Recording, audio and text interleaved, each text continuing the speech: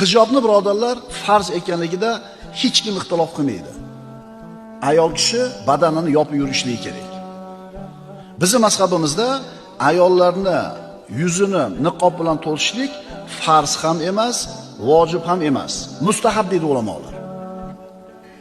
Ayrim holatlarda agar ayol kishi haddan tashqari go'zal, haddan tashqari chiroyli bo'lib, nomahram erkaklarning ko'zi tushib, fitna bo'ladigan, boshi aylanib qoladigan darajada go'zal bo'ladigan bo'lsa, shunaqa ayollarga niqob bilan to'sishligi lozim bo'ladi. Lekin umumiy suratda ayol kishining yuzi bizning mazhabda avrat emas deyilgan. Kiyimni rangiga keladigan bo'lsak, birodarlar, albatta bu ayollarning hijobi qora rangda bo'lishi shart emas.